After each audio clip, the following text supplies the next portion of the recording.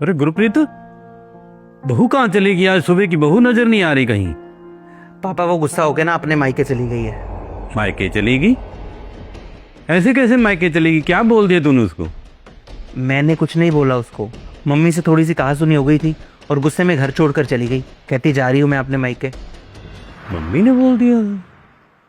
अरे ऐसे कैसे मायके चली गई? ये तो गलत बात है बेटा।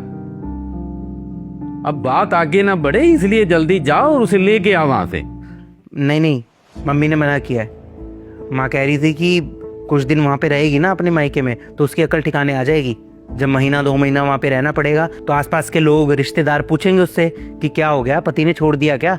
सबको तो यही लगेगा अगर मैं लेने नहीं जाऊंगा तो। तब उसकी अकल ठिकाने आएगी और पता चलेगा कि घर से ऐसे बैग उठा के कैसे भागते हैं। बेटा ऐसे छोटी छोटी बातों को आगे नहीं बढ़ाते। तू क्या चाहता है कि वो सदा के लिए तुझे छोड़ के चली जाए? तलाक लेना चाहता है क्या तू उससे? अरे नहीं नहीं पापा, क्या बोल रहे हो? तलाक वलाक नहीं लेना। बस मैं तो ये चाह रहा हूँ कि उसको थोड़ी अकल आ जाएगी। कुछ दिन जब वहाँ पे रहना पड़ेगा ना तब उसको पता चलेगा। और वैसे भी आपको तो पता है कि वो ना हमेशा मायके की धमकी देती रहती है। बेटा वो सब तो ठीक है, पर तू कैसा पति है? तू क्या सोचता है कि तेरी घरवाली को लोग ताने दें? बेटा अगर 10 लोग उनको ताने देंगे, उनको बुरा कहेंगे, तो 10 लोग तेरे को भी बुरा कहेंगे। बेटा ये दुनिया बहुत खराब है।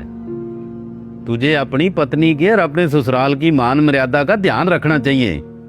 ये रिश्ते बेटा तभी निभते हैं कि वो तुम्हारी इज्जत का ख्याल रखें और हम उनकी इज्जत का ख्याल रखें। बेटा पति पत्नी को बड़े सियाने बन के चलना पड़ता है।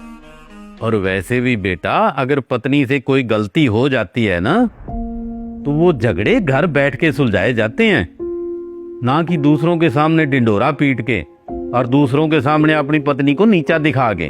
बेटा वो तेरी पत्नी है, तू उसकी इज्जत करेगा तभी वो तेरी इज्जत करेगी। हाँ तो आप क्या चाहते हो? उसे सर पर बिठा लें? आप देखती हो ना, जरा जरा सी बात पर उठ कर बैठ जाती है। अच्छा कहें बुरा कहें कुछ सुनना ही नहीं चाहती और बात बात पर मायके जाने की धमकी देती है। और आज तो देख ही लो, अब बैग उठाया और बिना बताए चली भी गई। भगवान मेरी बात सुन, जब तू ब्याह के आई थी ना उस टाइम जमाना और था।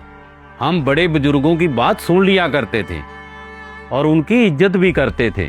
पर आजकल की पीढ़ी जो है ना वो बड़ों की नहीं सुनती।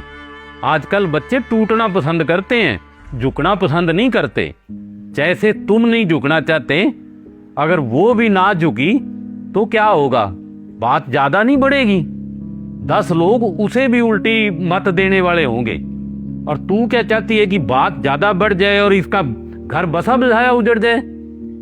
अभी मुश्किल से 4 महीने नहीं हुए शादी हुई को, पता कितना खर्चा हुआ था। घर में कोई कीमती चीज लेके आए ना तो उसको इतना संभाल संभाल के रखते हो।